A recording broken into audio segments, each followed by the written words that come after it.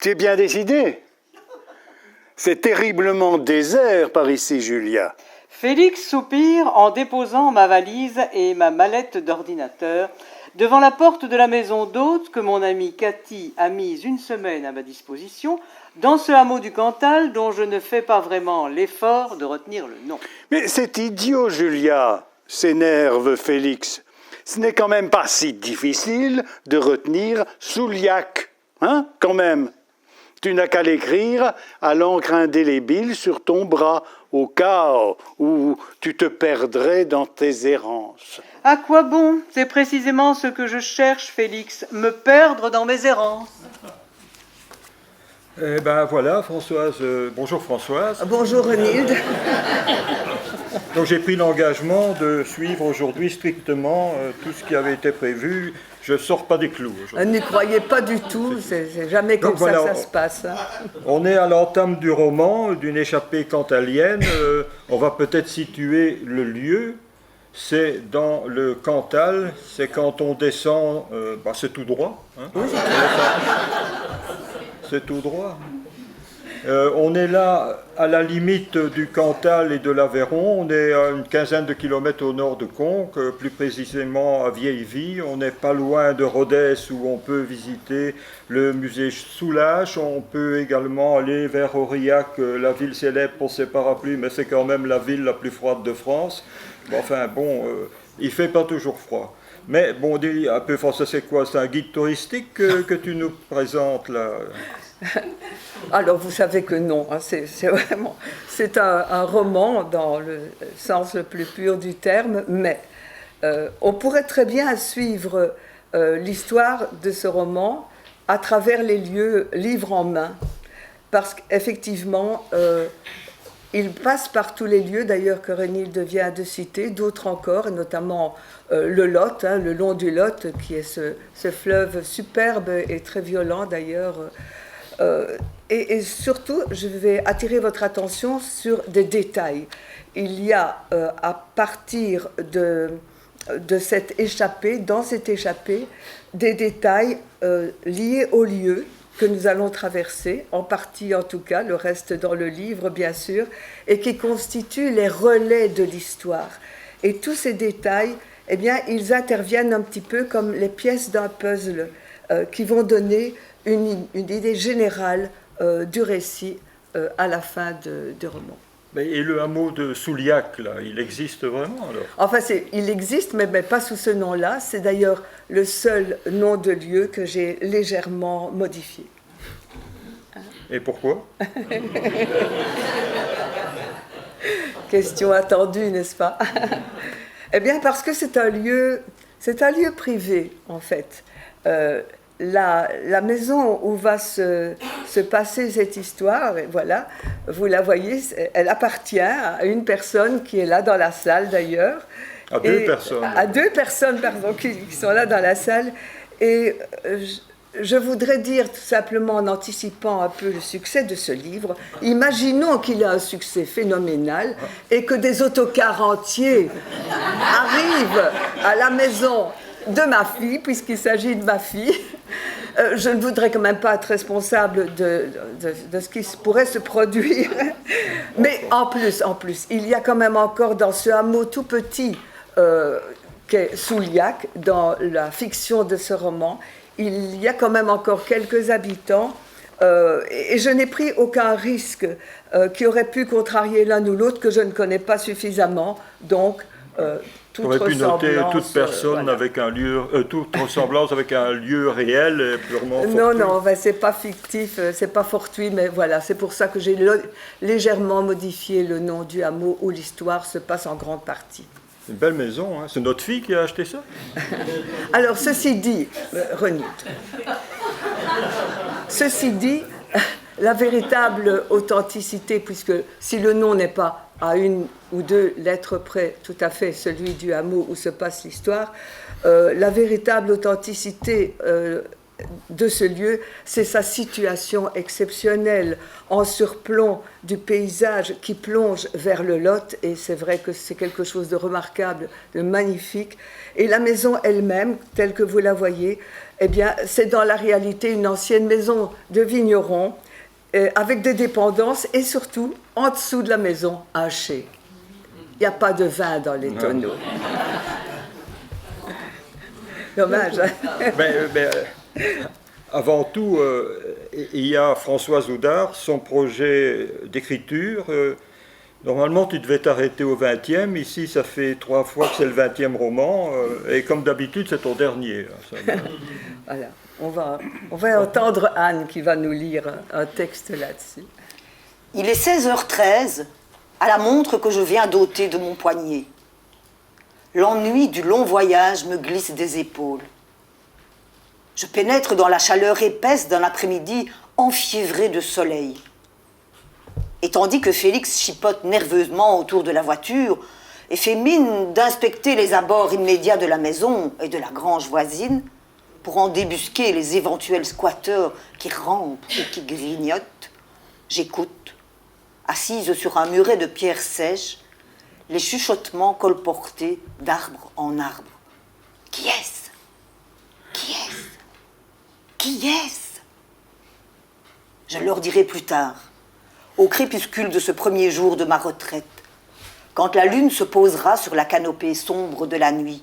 Oui, je leur dirai, dans le grand silence de ma voix, que c'est bien ici qu'il fallait que je vienne, seule, en cette maison plantée dans le flanc boisé de la colline qui coule vers la rivière, afin que rien du monde et des hommes ne puisse interférer avec ce projet d'écriture qui a pris, dans mon esprit, des allures de chant du cygne. Un chant du cygne, alors vraiment. C'est toujours comme ça. Voilà. Ça fait la 23e fois que ça arrive. D'ailleurs, Pierre Bragard, qui est un de mes éditeurs, Éditions Audace, me dit toujours « mais bien sûr ».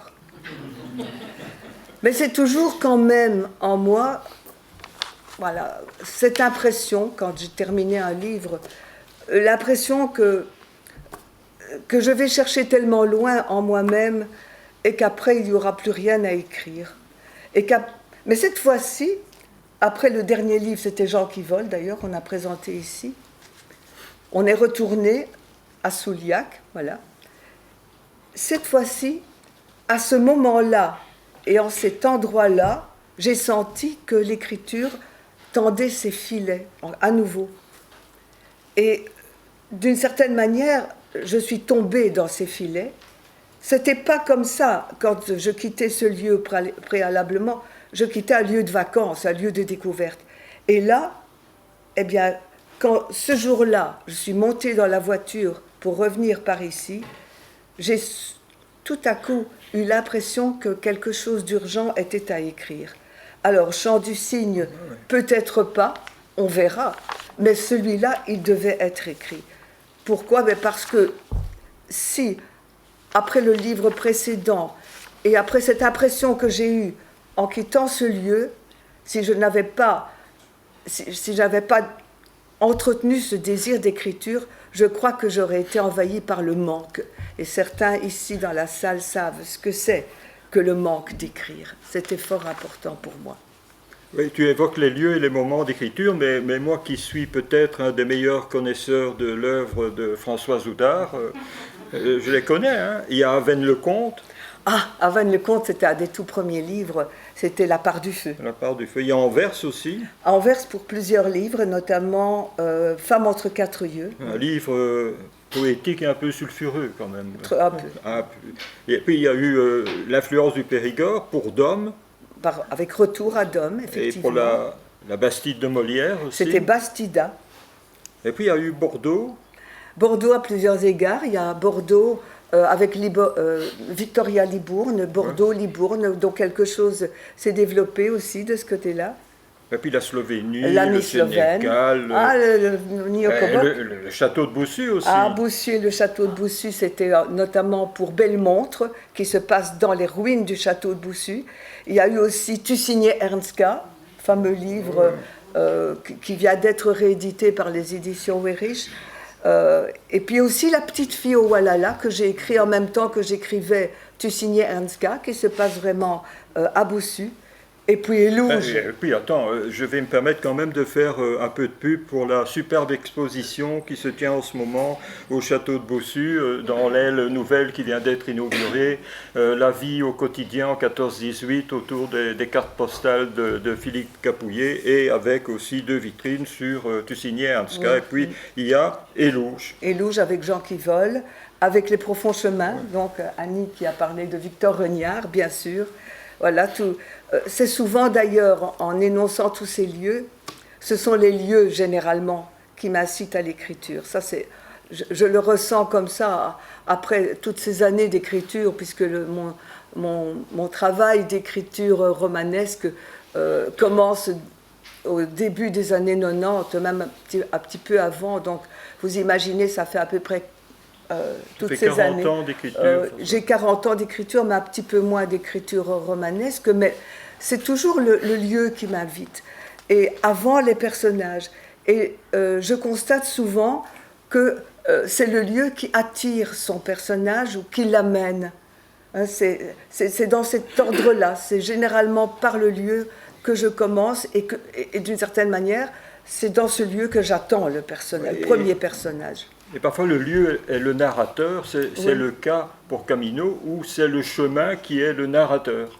Le chemin est, oui, c'est ça, le chemin est le personnage principal de ce livre Camino, hein, tu peux le rappeler, il est là d'ailleurs. On va en parler. On va en parler un tout petit peu parce qu'il est en rapport, il est en écho, ce livre-ci est en écho à ce livre-là.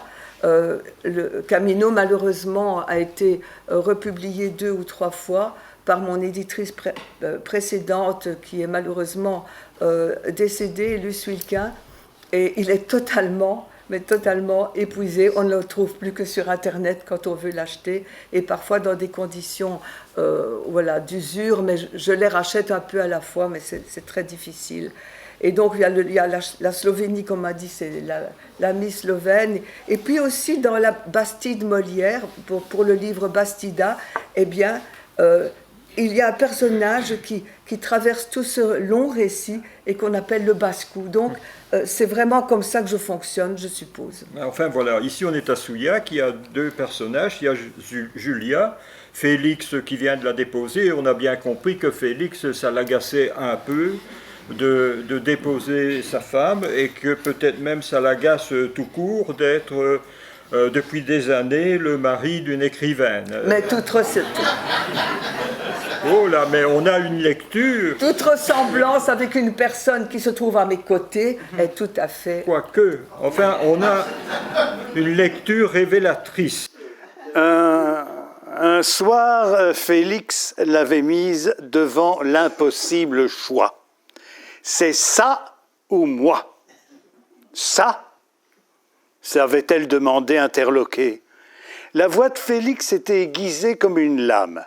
Elle savait ce qu'il voulait dire, qu'elle écrivait des livres, pas encore, mais qu'elle profite de toutes les occasions pour prendre le large et aller minauder dans les salons, ça, il ne l'accepte plus. Et puis, pour qui se prenait-elle, à côté des vedettes qui passent à la télévision et que l'on paie des fortunes pour s'asseoir devant un micro, dans les salons, où fatalement, elle ne joue que les intermèdes.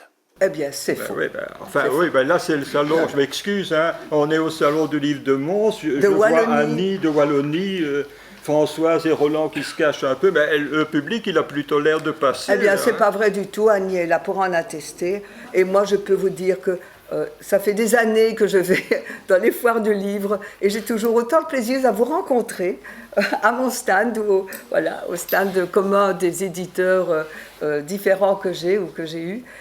Voilà, donc effectivement, et toi, je sais très bien que quand tu m'accompagnes à une foire du livre, tu te dépêches d'aller boire un coup avec l'un ou l'autre. Voilà. Ceci étant dit, on ne parle pas de notre vie particulière. Voilà. Donc, allez. Même si le lieu est là, prêt à l'accueillir, en dépit de Félix, c'est pas si simple pour la citadine qu'elle est d'arriver comme ça dans un lieu qui n'est pas habité tout le temps. Et il y a des obstacles, il y a notamment Sidonie la couleuvre, Annie. La clé de la porte d'entrée est cachée sous la pierre plate sur laquelle Félix a déposé la mallette de mon ordinateur portable. Il suffit de la soulever délicatement, a insisté Cathy, en piquant son conseil d'un émoji farfelu, sans agresser Sidonie, la petite couleuvre, qui a élu domicile par-dessous. Pas de crainte à avoir, Sidonie s'éloignera sans faire d'histoire. Première épreuve donc, soulever cette pierre et demander poliment à la concierge si elle me permet d'emprunter la clé. Dérisoire plaisanterie. La concierge est partie faire ses courses et la clé se laisse ramasser sans problème, enfermée dans un petit étui en plastique muni d'une étiquette, clé de la maison. La porte, doublement fermée par une clé et un cadenas à code, d'ailleurs indiqué sur celui-ci, est farouchement gardée par une araignée qui a profité des mois d'inoccupation de la maison pour s'engraisser et faire des réserves. La bravoure tient à peu de choses. Un vieux balai jeté au milieu des ronces et un couvercle de tonneau déposé par le vent. Ainsi équipé et en armure, je me sens d'attaque pour délicatement saisir la tisseuse de fil arachnéen et la redéposer, toujours accrochée au poil du balai, sur un tas d'herbes séchées, où elle ne manquera pas de se sentir à l'aise. Et enfin, Annie, il y a les moucherons. Oui, j'observe donc 2 lampes sur 3 sont grillées, mais cela suffit pour éveiller aussitôt les escadrons de moucherons, affolés par l'irruption soudaine de la lumière, et qui volaient en tous sens autour de mon visage. Mais qu'importe, très vite la magie du lieu va jouer. Il me tarde d'ouvrir les battants de la grande porte-fenêtre et de repousser des 2 mains les panneaux des volets extérieurs. Une cloche lance de longues notes graves du clocher d'une invisible église, à l'instant où une explosion de verre me souffle au visage des haleines de feuillées exubérantes, d'odeurs d'herbes mêlées de parfums de lavande et de thym sauvage. Et c'est tout le paysage qui se déverse dans mes yeux. Vertigineuse noyade qui me fait chanceler debout sur le balcon, les mains agrippées à la rambarde. 17 heures déjà. Respire, Julia. Et tout se laisse enfin contempler. Le grand paysage entr'ouvre le touffu de ses broussailles, déplie ses herbages, secoue les feuillages de ses branchages emmêlés et plonge en douceur dans la rumeur brillante de la rivière tout au fond de la vallée. Ben voilà, la voilà installée. Hein. Alors, effectivement, qui entre en scène depuis le tout début, c'est une écrivaine. Elle s'appelle Julia. C'est le tout premier personnage. Elle est là pour écrire.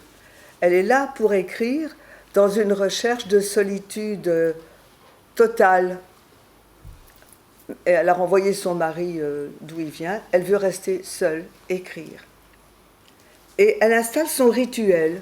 Je pense que tous les écrivains ont des rituels auxquels ils se tiennent plus ou moins. Elle a trouvé une petite table, à 3 pieds d'ailleurs, qu'elle pousse devant cette grande porte-fenêtre et elle installe son ordinateur, son cahier à côté, son cahier de notes, ses crayons. Elle va chercher une chaise à haut dossier d'ailleurs. Elle est prête, voilà. C'est son rituel d'écriture. Elle a la vue sur ce beau paysage qui plonge, comme vous l'avez entendu, vers le Lot. Et le silence. Le silence. Pas le silence, des bruits très vite quand même. Hein. Vite troublé parce que c'est une vieille maison. Et dans une maison où il y a un escalier en bois, des plafonds en bois, ça craquoute de partout. Et il y a des choses qu'elle imagine, qui frôlent, etc. Et elle a peur. Elle se met à avoir peur, elle ne pense plus qu'à ça, et puis aussi à avoir faim.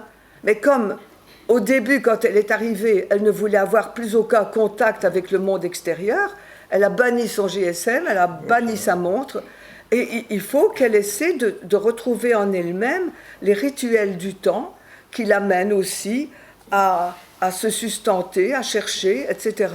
Et elle est complètement désorientée. Et alors elle se souvient du message de Cathy. Oui. Elle lui a laissé un message qui dit ceci: l'heure, elle l'apprendrait vite à la deviner en observant le ciel, l'apparition de l'étoile polaire, les mouvements de la Lune et des constellations d'est en ouest. Observer, avait-elle conclu dans son long message, requiert plus que le regard porté sur le monde. Observer, c'est, à l'exemple des bêtes qui n'ont pas de montre ou de GSM, investir son esprit et ses sens, tous ses sens, dans cette tâche essentielle qu'est percevoir pour savoir. C'est avoir l'humilité d'y consacrer tout le temps nécessaire, mais ça ne démarre pas. Ça ne démarre pas parce qu'elle, finalement, dans cette position-là, je rappelle que c'est donc une écrivaine qui est en recherche d'écriture, elle est là, et tout à coup, tout semble difficile, surtout par rapport à l'écriture. Elle a installé son ordinateur, et le premier mot qu'elle écrit, c'est « je ». Elle écrit « je », et c'est ce « je » là, paradoxalement, qui la bloque. Pourquoi? Elle a l'impression que ce « je » va risquer de l'appliquer plus personnellement qu'elle ne le voudrait. Elle est là pour trouver une inspiration, pour écrire un roman, et elle prend soudain conscience que ce jeu est une sorte d'entrave à l'écriture d'une histoire qui, dans son esprit, devrait être une fiction, devrait rester fictionnelle, et que ça fausserait tout. Ben oui, mais...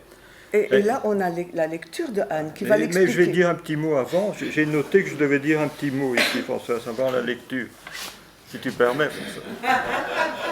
Non, mais ce que je veux dire, c'est que quand je lis un roman en jeu, et plus particulièrement un roman que tu as écrit, j'ai difficile de ne pas considérer que le jeu, c'est toi. Mais non, c'est pas possible, non. J'ai un autre exemple.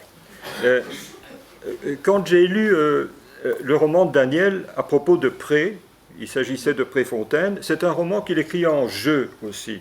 Et le jeu, j'ai bien vu que dès le départ, c'est Pete, c'est le compagnon de Préfontaine, mais d'autant que j'avais eu quelques confidences sur l'élaboration de ce roman-là, j'avais du mal de ne pas voir dans le jeu qui était là le personnage de l'auteur, de Daniel.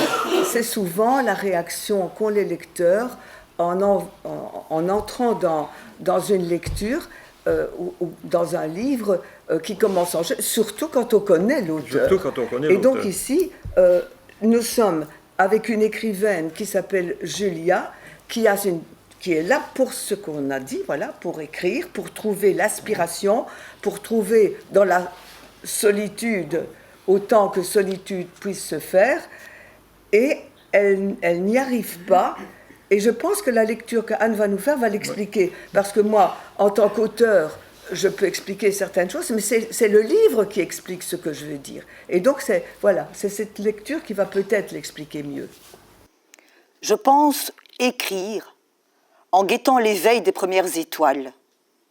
Écrire comme palliatif au dépouillement de la parole même, dès l'instant où j'ai refermé la porte de cette maison dédiée aux hôtes de passage, ceux du chemin vers Compostelle, ceux d'une étape plus ou moins longue. Écrire, m'écrire, moi, myself, sujet et objet de l'écriture. Écrire sur ce moi, je, dont ma vie se nourrit. Mais quel je chercher en moi-même? Un je observé comme objet de découverte ou de mystère à dévoiler au fur et à mesure de l'écriture? À quoi bon? Vaut-dessous, ainsi que soupirait mon professeur d'allemand face à mes efforts d'élocution improductifs. Écrire, puis rien. En fait, c'est à ça que je pense, à rien. Ma pensée tourne sur elle-même dans le vide vertigineux qui m'habite. Rien. Écrire sur rien. Mon rien. Les mots desséchés tombent sans bruit sur mes mains inutiles, posées sur le clavier de mon ordinateur. Débris friables qui se perdent entre les touches. Il faudrait que je les recueille avec soin dans le pli d'une feuille blanche, d'une feuille vierge. Peut-être pourrais-je encore en faire quelque chose. Les avaler, par exemple, avec une bonne rasade de vin blanc. Ils reprendraient peut-être vigueur, mes mots. Et je les recracherais sur la feuille, les mots de mon vide. Et ils se liraient en séquences insensées, en phrases éclopées, ébauchées, embryons de phrases avortées sur une page de mon cahier d'âme, toujours ouvert à côté de mon ordi. Personne ne peut être témoin de cette atrophie, cette anorexie. C'est une question de désir entre l'écriture et moi-même, une question de foi et d'amour.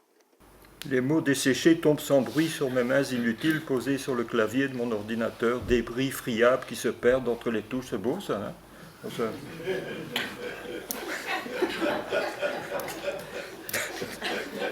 Donc, il faut qu'elle trouve un truc, il faut qu'elle se mette à distance de l'écriture qui va advenir. Mais comme la plupart de mes romans, comme la plupart des auteurs le font dans leurs romans, il se trouve un narrateur ou une narratrice, donc un personnage qui va ici prendre le relais de son auteur. En somme, le jeu va devenir elle. Oui. C'est un peu comme si la narratrice créait un avatar. Oui, bah oui, dans le fond, oui. Mais cette narratrice qu'elle va se créer, donc ce personnage qui est l'écrivain au départ, ce personnage qui est l'écrivain au départ, se donne une narratrice. Et c'est cette narratrice qui va lui offrir le confort de la distance par rapport à l'histoire qui va être écrite d'une certaine manière par procuration, comme si, oui, effectivement, cette narratrice était l'avatar de l'auteur et écrit l'histoire à sa place. C'est un fameux risque parce que dès le moment où elle a les coups des franches, la narratrice, elle va faire intervenir n'importe qui. Hein. Et il y a d'ailleurs un premier personnage qui arrive, c'est Guillaume qui vient frapper à la porte. Oui, mais avant tout ça, je voulais dire une chose. Je voulais dire que, effectivement, le jeu du départ, qui est le jeu de l'écrivain qui s'installe, devient, à partir d'un moment donné, elle. Elle dit à sa narratrice, maintenant, c'est toi qui vas écrire l'histoire. Comme l'auteur l'écrit dans le livre, c'est une intime moi-même, ce jeu devenu elle, qui a endossé mon nom, donc cette narratrice a le même nom que son auteur, pour entrer dans l'hypothèse de l'écriture, la sienne désormais.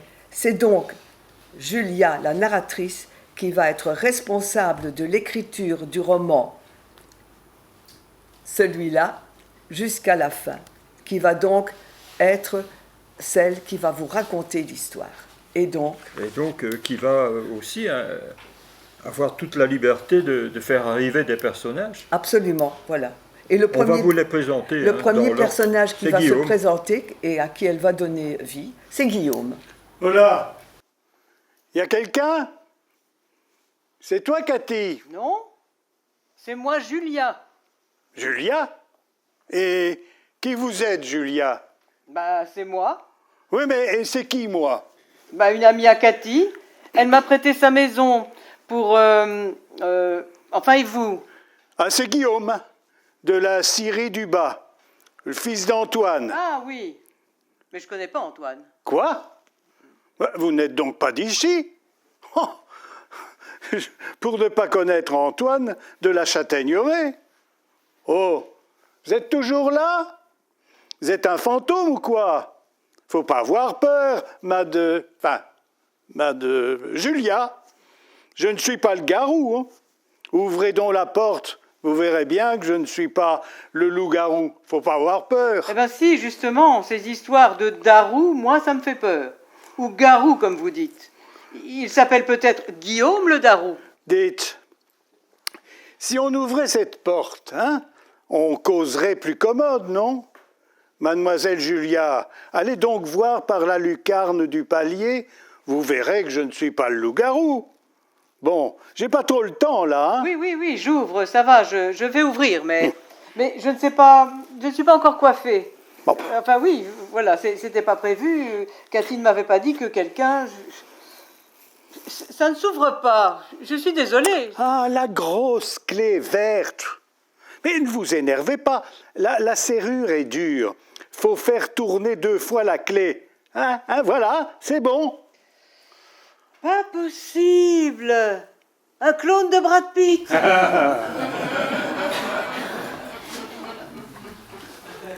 C'est Guillaume. Alors dans le... Voilà. Guillaume, ah bien voilà, c'est la belle quarantaine. Hein. Célibataire, à l'affût. Il vit du commerce du bois. Il est chasseur aussi, dans ce coin-là, tout le monde est chasseur. Hein. Mais surtout chasseur, mais protecteur. J'en ai fait ça, hein, le protecteur de la forêt qui entoure cette maison, vous l'avez vu dans une des premières photos, qui entoure la maison. Il fait respecter les règles de la chasse. Il est d'ailleurs dans le livre question d'un pauvre sanglier. C'est un homme du lieu. Il connaît bien les usages, il connaît les énigmes, il connaît tous les non-dits, les secrets du lieu. Évidemment, il est un peu envahissant. Mais d'autre part, il est très protecteur. Et pour une femme toute seule dans une maison comme ça, avoir un protecteur, ça pourrait être intéressant. Mais... Surtout s'il ressemble à Brad Pitt. Ça, je ne l'ai pas dit dans le roman, hein, c'est lui qui l'a ajouté. Voilà. Mais c'est un beau gars quand même dans le roman. Il est très, voilà. Il est serviable aussi, mais voilà,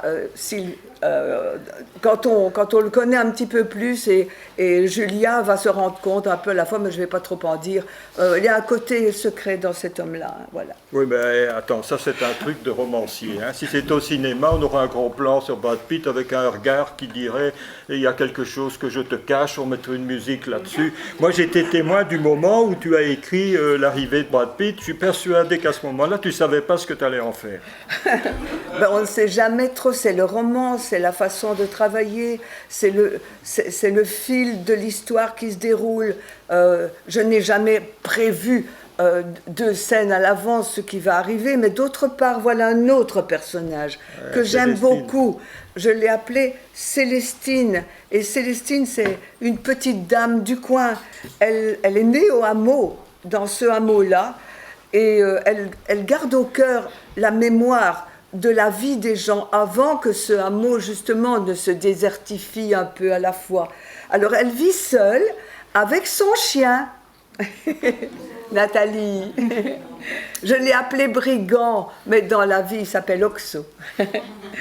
C'est un chien fugueur dans le roman, et il est fouineur et fugueur, et elle vit dans une maison qui est un peu en surplomb par rapport à celle où où loge Julia, et la maison que j'ai appelée la maison de Cathy. Alors, c'est une personne qui connaît beaucoup de choses sur la vie dans ce coin-là. Elle est bourrée de bonnes intentions, mais justement, elle est bourrée de trop bonnes intentions. Ça agace Julia qui n'a pas envie de tout ça. Elle a envie d'être toute seule là en l'air, et ça fait déjà le 2e qui vient un petit peu frapper à sa porte. Mais il faut bien comprendre que Célestine, elle est intriguée par ce personnage qu'on est venu dumper comme ça devant la porte, qui vit toute seule, qui a presque pas de bagages, et elle voit que voilà, elle écrit, qu'est-ce que ça veut dire, qu'est-ce qu'elle écrit, sur qui, et c'est tout ça qui fait que, voilà, Célestine, elle a vraiment envie de savoir qui c'est.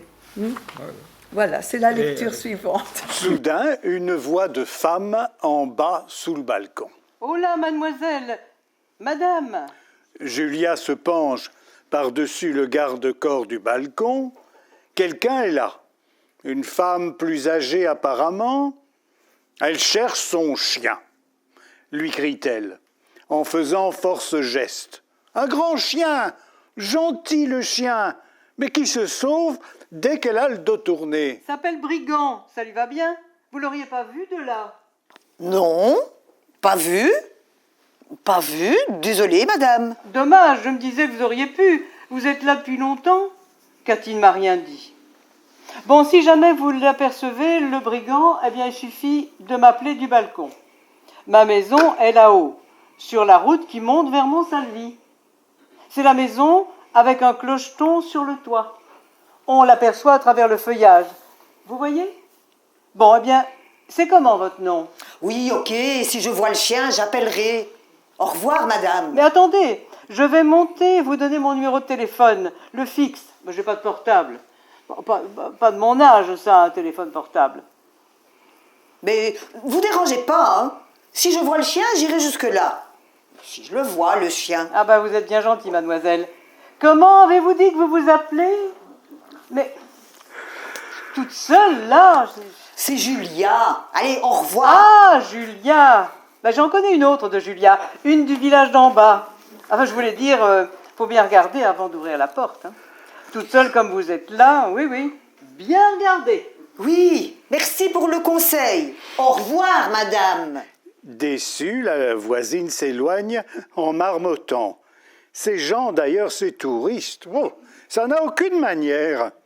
Elle se voyait déjà installée dans le salon de Cathy, devant une tasse de café, à tirer les verres du nez de cette femme qui se prend pour qui. Mais elle se retourne quand même. Moi, c'est Célestine. Bon, eh bien, adieu, Julia. Oubliez pas mon brigand. Oui, donc, bien entendu, on ne va pas vous raconter toute l'histoire, hein, ou sinon vous n'acheterez pas le bouquin. Mais on a déjà... oui, il ne faut pas... On dit... on fait la bande-annonce, en fait. Donc, ici... Je ne sais pas gérer ça, moi. C'est la distribution qu'on vous présente, la distribution des rôles. Il y a Guillaume qui ne lâche pas, et puis il y a Julia. Il va d'ailleurs inviter Julia à Conques. Voilà. Il va l'inviter à dîner à Conques. Voilà. À Conques. Alors, Conques, voilà, c'est une étape essentielle d'ailleurs du chemin de Saint-Jacques de Compostelle, le chemin du Puy-en-Velay. J'ai évoqué Conques pour la première fois dans ce livre, donc on revient toujours à Camino, parce qu'effectivement les lieux sont mêlés un peu, donc c'est pour ça que parfois je reviens justement à Camino. Dans ce récit du premier chemin de Compostelle de José Scullier, alias François de Colfontaine dans le livre, et José, José qui est parti rejoindre l'étoile il y a très peu de temps. Si vous permettez, je lui ferai un tout petit éloge à la fin de la présentation. Donc, Conques, là, c'est de l'autre côté du Lot, on est dans l'Aveyron. C'est un lieu assez unique de l'art roman, avec une abbatiale du XIe, XIIe siècle, sur lequel maintenant on peut trouver les vitraux de Soulages. Les vitraux de Soulages ont remplacé les vitraux d'avant qui étaient en fait une succession d'images destinées à expliquer aux gens, aux pèlerins et aux paroissiens, qui étaient largement analphabètes, mais maintenant, comme tout le monde sait lire, les vitraux de Soulages, ils racontent plutôt, ils vous parlent plutôt de lumière. Et si vous allez à Rodez, au musée Soulages, il y a là une très belle section dédiée à la manière dont Soulages a travaillé la matière de ces vitraux. Et il y a aussi ce fameux tympan, le tympan du jugement dernier. Oui, avec d'un côté d'ailleurs, attention à ce que tu vas dire. Rien. Avec d'un côté du Christ. À gauche, les élus. Voilà. Les bons. On voit Abraham, on voit Saint-Pierre, on voit Marie évidemment, et d'autres qui se pressent vers le paradis. Là. D'ailleurs, la main du Christ est levée. Et puis de l'autre côté. À droite. Les mauvais. Donc vous vous en souvenez la semaine prochaine, à gauche les bons, à droite les mauvais. On ne mettra pas ça dans le PV, François. À droite les démons d'ailleurs, les démons qui font subir, et on le voit en dessous justement, les pires des supplices à ceux qui ne sont pas élus. Et d'ailleurs, la main du Christ descend vers les enfers. Il faut dire aussi que lorsque le soir tombe à Conques, ce tympan est éclairé et révèle alors les anciennes couleurs qu'on voit sous la pierre. C'est un lieu magique, hein, ce tympan-là, et on en reparlera très bientôt. Et voilà, donc il invite à d'autant que ce tympan va faire apparaître un autre personnage, mais ça on le verra plus tard. Il invite donc Julia à un petit resto qui est là dans le bas de Conques. Et, nous avons la lecture on a une lecture 9. Conques, 17h. Du bas du parking, il monte lentement vers l'abbatiale dont les 3 clochers émergent de l'enchevêtrement de toits de lauze des maisons en contrebas. Une apparition dans la lumière blonde où l'échine boisée de la colline se découpe dans la toile de fond du ciel uniformément bleu. L'un des plus beaux villages de France, murmure Guillaume, livré à l'enchantement qui le saisit, au dévoilement de cette harmonie de façade à colombage et en pierre, en dégradé de gris, rose et beige. Julia s'arrête aussi un instant, le souffle court, à l'orée d'une illusion de temps figée depuis le Moyen-Âge. Une clochette teinte, un cheval hennit. Une rumeur coulant des maisons adossées l'une à l'autre, étagées sur des terrasses qui se chevauchent, s'entrecroisent, grimpent sur le versant de la colline qui domine le Dourdou tout en bas. Et ce sont des paysans en longues robes et tuniques de laine qui se hâtent de descendre vers l'abbatiale sans voir les visiteurs venus d'outre-temps, touristes en jean ou en short, randonneurs, pèlerins, vendeurs de souvenirs made in China. Et elle attrape le bras de Guillaume. Dis, tu les vois, toi ? Chaque fois, oui, je les croise. Ils ne me remarquent pas. Chaque fois. Est-ce que nous sommes fous, Guillaume ? Un effet du lieu ? Si on secouait la boule de verre dans laquelle nous sommes enfermés ? Illusion, Julia. C'est le lieu qui hypnotise, qui joue sur les niveaux temporels, comme dans les films de science-fiction. Moi, dès que j'arrive à ce croisement de la rue qui vient du parking et de l'escalier en pierre qui monte vers les ruelles de la colline ou qui descend vers les maisons au creux de la rivière, quelque chose s'empare de moi, une sorte de plainte qui vient de loin en moi. Plainte ? Oui, c'est comme une coulée de mots qui ne disent rien. Qui n'ont peut-être rien d'autre à dire que le silence. Oui, cette image-là, cette espèce de contraction du temps qui fait se placer en même temps toutes les époques du chemin, tu l'avais déjà utilisé ici. Je vais lire ça. On a dit que je pouvais lire ce passage-là, parce que je trouve qu'il est beau. C'est dans Camino, et là on est un peu plus loin sur le chemin. C'est le petit pont d'Artigues. François de Colfontaine marche, et je vous rappelle, c'est le chemin qui parle et qui s'adresse à son pèlerin et qui lui dit « Marche François, marche. À un souffle d'ici, je vois le pont, le vieux pont d'Artigues. Imagine tous les pèlerins de Compostelle sont passés par ce pont. Tous ont franchi les arches, les 5 arches romanes qui enjambent l'os, en tapant du bourdon, du bâton ou de la crosse. Et toi qui y vas, peinardement, et qui le franchiras ce pont, sans savoir qui tu suis ou qui te suivra. On pourrait même imaginer scène extraordinaire. Tout à coup, sans expliquer le prodige, remontent à la surface et se superposent toutes les époques du chemin. Et ce sont des milliers de pèlerins en marche, pénitents ou prêcheurs, qui se pressent au pont. Et toi, François de Colfontaine, tu te trouverais là, entraîné, enlisé dans une cohorte hétéroclite qui se mettrait en branle. Toi, pèlerin soucieux de ta propreté, de ton allure, te trouverais mêlé à une troupe crottée et sointante d'une traversée orageuse du temps, au coude à coude, pour 4 mètres d'une même aventure. avec Jean Ottinger, Bernard, seigneur d'Albret, Galerin le Boudonnier, Jean de Montbrison, Jean Talfier ou celui de Tournai. Ce chemin, tu le vois, compagnon, il n'a ni commencement, ni milieu, ni fin, dans l'espace et dans le temps. C'est beau ça quand même. Ce sont ceux de Conques.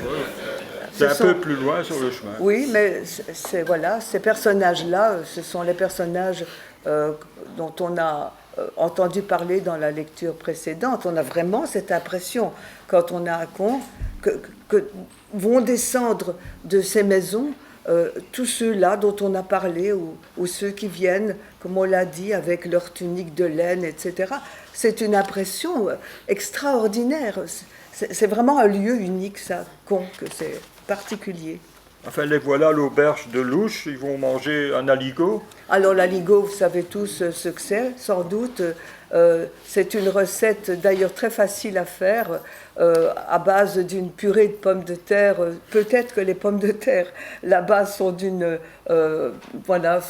sorte différente, mais une purée de pommes de terre très très chaude et très mousseuse, et dans laquelle on vient faire fondre un morceau de Cantal.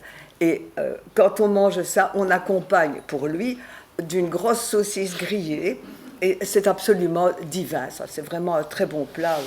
C'est très très bon. L'auberge existe en Et l'auberge existe aussi, bien entendu, avec un petit nom différent. Et c'est là qu'on va rencontrer Nour. Voilà, autre personnage. On ne va pas tout vous raconter. Hein, mais donc, tu l'as déjà dit. Voilà. Nour maintenant. Alors Nour, c'est le troisième personnage, en dehors évidemment de Guillaume et de Célestine. C'est une...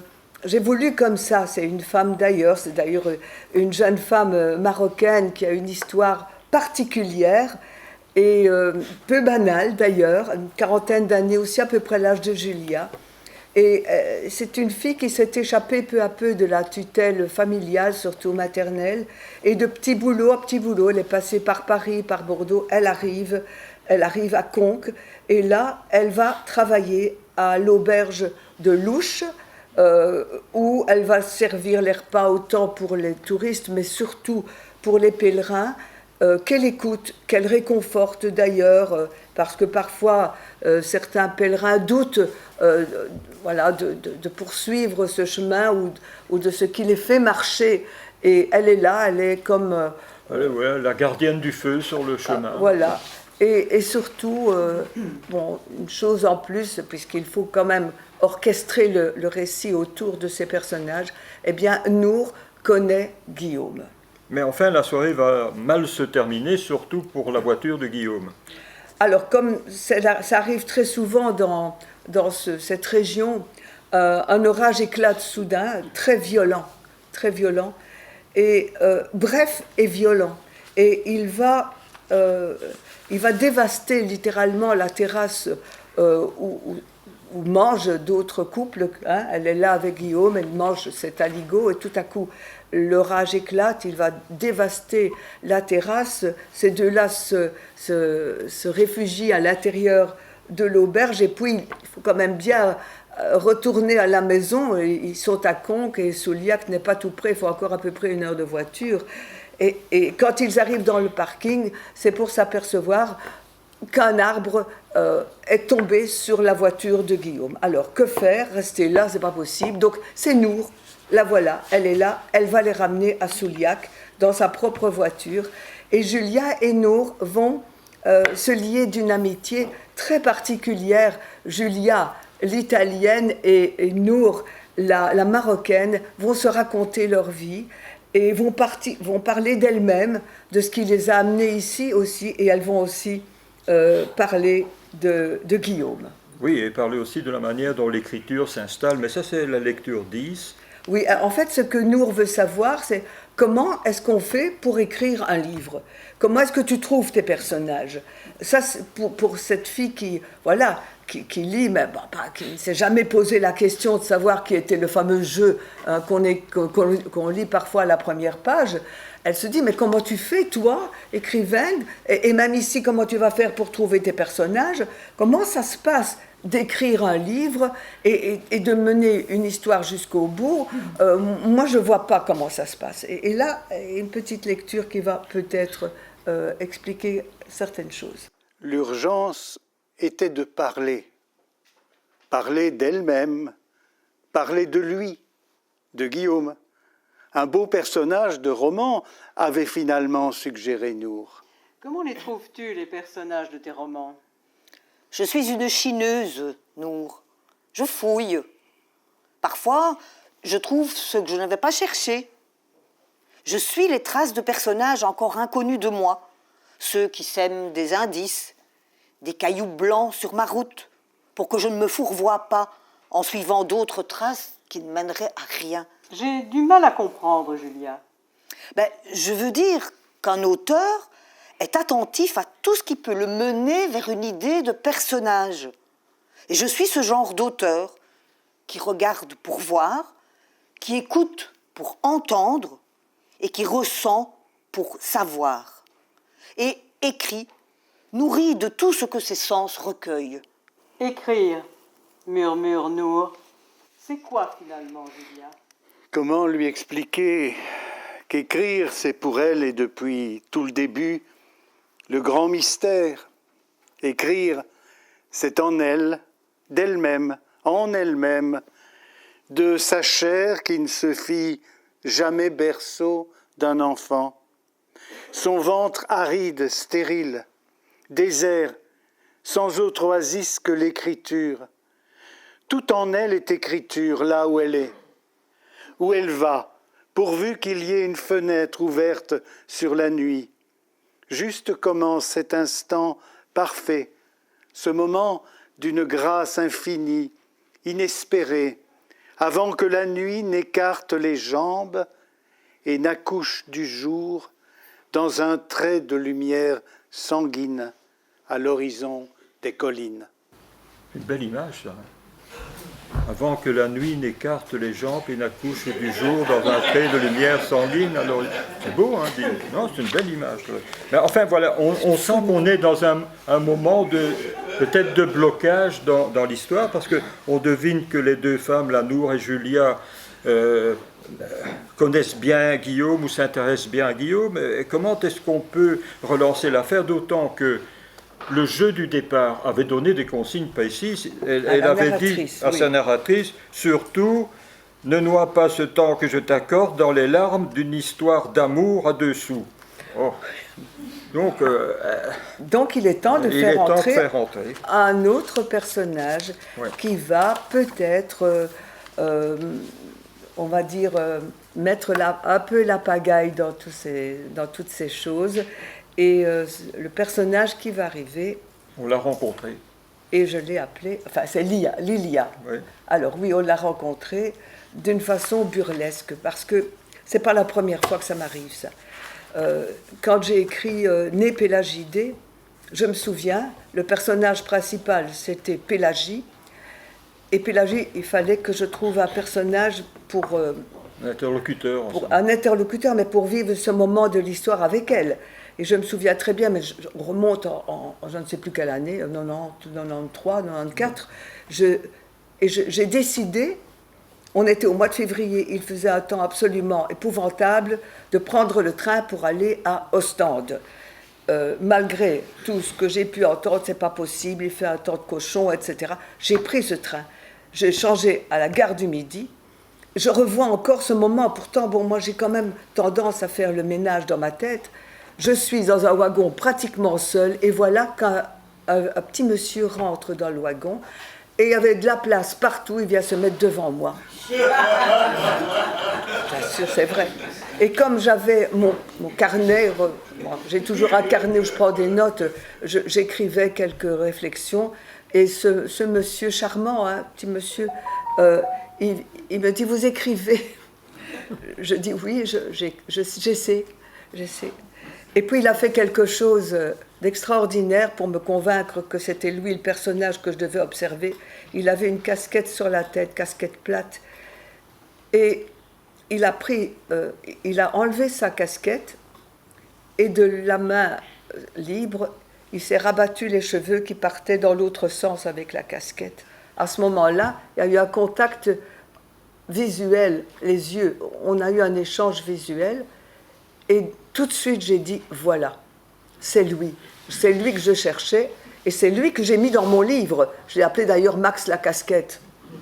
Et donc, effectivement, j'étais en recherche de ce personnage. J'étais à un moment donné de l'écriture de ce livre où ça ronronnait, où effectivement, on aurait cru, ben si, il va poursuivre, il est envahissant, Guillaume, tout le monde le connaît, c'est un beau garçon, etc. Elle va tomber amoureuse. Eh ben non, c'est pas possible.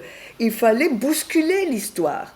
Alors, je m'étais mis dans la tête un personnage singulier, un peu bizarre, qui va rencontrer Guillaume, d'ailleurs, lors d'une noce que j'ai organisée dans ce coin-là, tout près, sur le bord d'une toute petite rivière qui est un affluent du Dourdou et qui s'appelle l'Ouche. C'est donc là, dans ce coin-là, que j'ai organisé la noce d'une amie à Guillaume, d'ailleurs, et je sentais bien que c'était ce genre de personnage dont j'avais besoin pour semer le trouble. Et puis soudain, on monte là vers le Don du Fel, qui est un centre international de la céramique. Alors, vous et voyez, devant nous... Oui, mais il faut dire, c'est une route, c'est une petite route étroite, donc une voiture, pratiquement, quand on se double, il faut pratiquement se mettre contre le terre-plein. Enfin, et donc, la route, elle zigzague, et on monte vers le Don du Fel, qui est, comme il l'a dit, le centre international de céramique, et tout à coup, devant nous, je n'ai pas d'où elle sortait, là voilà, un personnage là, une femme, au milieu de la route, toute menue, serrée, tu vas dire des choses que je ne t'ai pas autorisé à dire. J'ai le souvenir aussi, il n'est peut-être pas le une même que le tien.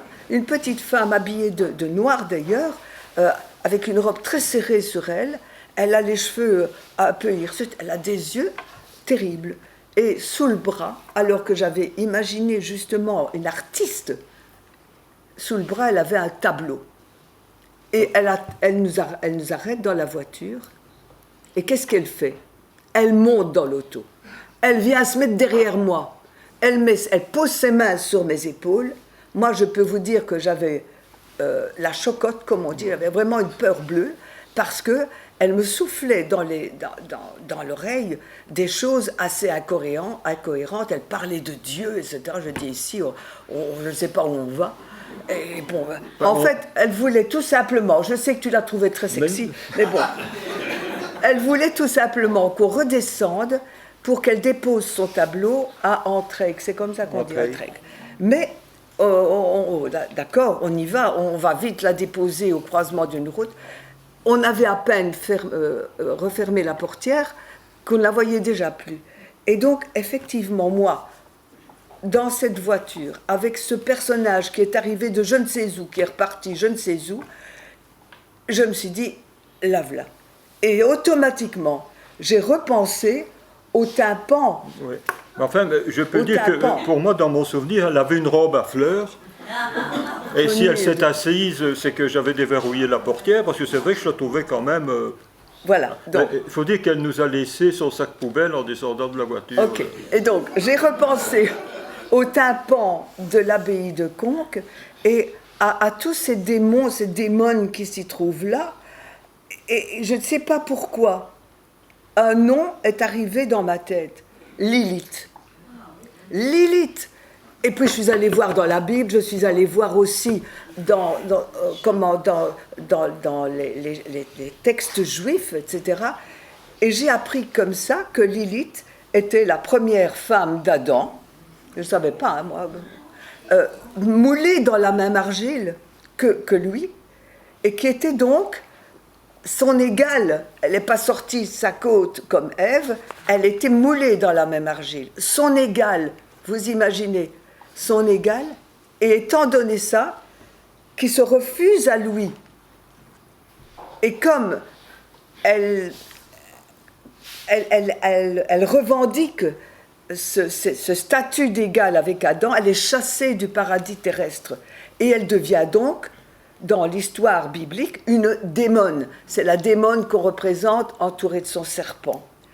Eh bien, voilà. C'était ce personnage que j'avais appelé, et d'autre part, la Lilith, la Lilia donc le personnage qui vient à la noce pour rencontrer Guillaume, eh bien, elle est d'une certaine manière sous l'emprise de ce personnage parce qu'elle est peintre et qu'elle peint des choses qu'elle ne comprend pas. Et voilà, il y a donc un petit jeu de personnages qui a, à ce moment-là, elle peint des choses étranges, elle a des visions particulières, et Guillaume, qui la rencontre à la noce, Lilia, ne comprend pas ce qu'elle lui raconte avec cette Lilith qui apparaît dans ses rêves et qui lui fait peindre des choses bizarres. Mais il en tombe raide amoureux. Il en tombe raide amoureux, effectivement, et c'est là que les choses vont se compliquer. Pourquoi ? Parce que le personnage disparaît. Voilà, Lilia va disparaître au moment en laissant Guillaume. de la note, en laissant Guillaume absolument effaré. Mais c'est une disparition de personnage. Lilia disparaît, peut-être qu'elle est partie à la recherche de Lilith, on ne sait pas, c'est dans le livre. Mais c'est un personnage qui disparaît. Ça, c'est embêtant quand même. C'est embêtant pour Julia, qui devrait continuer à écrire l'histoire. Il n'y a rien de pire que la disparition pour un auteur ou une narratrice, que la disparition d'un personnage. D'autant que tourner la page sur la disparition, même dans le livre qui s'écrit, ça veut dire que l'histoire est terminée. Ouais. C'est pas possible. Et que Guillaume dit à Julia, non, il faut continuer à écrire. Et il lui dit ceci, écrit pour empêcher Lilia de mourir. Et à partir d'ici, on ne révèle plus rien, hein, c'est tout. On ne dit pas ce qui va se passer. C'est possible, je ne sais pas moi, qu'est-ce qui va se passer. C'est possible que Julia mette ses bottines, qu'elle le suive, enfin bref. Mais on pourrait être en droit là de se poser la question sur finalement la liberté que peut prendre un personnage. Et c'est pas par hasard, je pense que tu as mis en exergue du livre une réflexion de Milan Kundera sur l'art du roman. Voilà ce que Milan Kundera écrit, petit paragraphe. Le personnage doit avoir une totale indépendance, c'est-à-dire que l'auteur et ses propres considérations doivent disparaître pour ne pas déranger le lecteur qui veut accéder à l'illusion et tenir la fiction pour réalité. Tenir la fiction pour réalité. C'est un petit peu ce qui se passe ici. Et donc voilà, est-ce qu'elle va mettre ses bottines? Est-ce qu'elle va le suivre sur le chemin? Là, on a une dernière lecture. Voilà, pour mettre un peu la puce à l'oreille. Ainsi vont-ils d'un pas incertain et s'arrêtent pour se retourner. S'arrêtent tous les 100 pas pour regarder.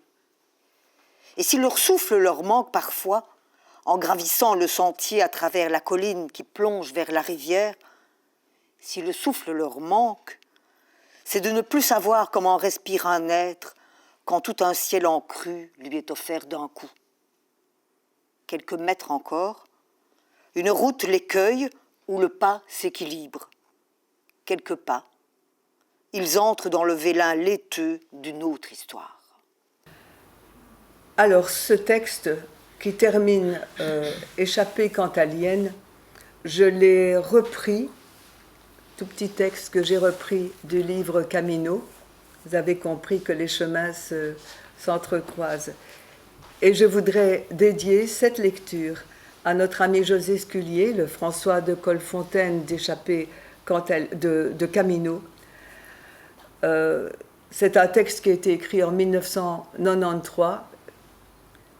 Et on voit ici sur la couverture, vous le reconnaissez, si vous connaissez José, hein, on voit qu'il dépose sa pierre symboliquement sur le tas de pierres sur lequel les pèlerins de Compostelle, qu'ils soient à pied ou en vélo aussi, déposent leur bière à Fonsebaden, à peu près 200 km de Compostelle. 200 km quand on en a fait 2000, c'est la porte à côté. Ce geste-là signifie « j'ai accompli mon chemin ».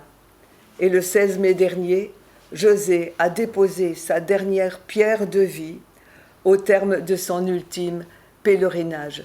J'ai envie de lui dire « Ezouzeia, compagnon, nous avons une pensée pour toi. Matthieu.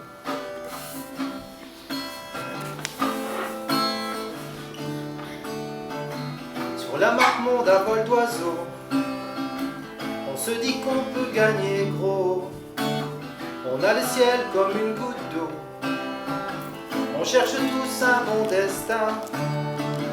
La vie s'écoule entre nos mains, la joie, la peine, notre chemin. Traverser la vie sans billet de train, traverser la vie sans billet de train. Sur la route, tadam, tadadadam, sur la route, tadam, tadadadam. La solitude, la mauvaiseté, ça fait rêver la liberté. Jurez qu'on ne s'en ira pas quand on aura le bien, tu vois. Et ce bonheur qui nous traverse pour un simple morceau de pain. Si tu as faim, prends le mien. Sur la route, padam, padadadam. Sur la route, padam, padadadam. Sur la route, padam, padadadam. Si c'est pas l'Amérique, ça y ressemble bien. Sur la route, padam, padadadam. Sur la route, padam, padadadam. Sur la route, padam, padadadam. Sur la route, padam, padadadam. Merci.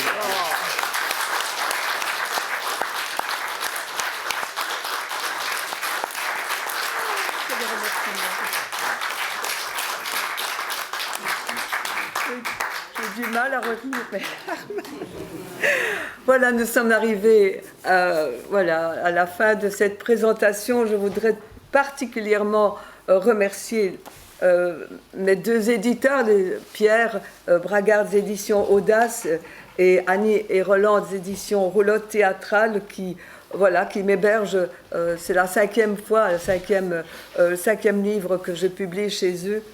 Et voilà, ça me fait vraiment plaisir d'avoir réservé la primeur de cette présentation à la Roulotte Théâtrale. C'est ici qu'il devait commencer à vivre. Alors, je remercie évidemment mon lecteur Roland et les lectrices Anne Irac et aussi Anne, qui est ma lectrice aussi à la bibliothèque de Boussu et dans d'autres circonstances depuis des années. Je ne sais même plus combien, Anne. On partage beaucoup de choses. Alors peut-être, voilà, tes enfants, hein? Oui, mais les enfants, Nathalie et Jacques, qui nous hébergent chaque année dans leur maison cantalienne. Merci aussi à Mathieu. Tu peux peut-être me remercier aussi.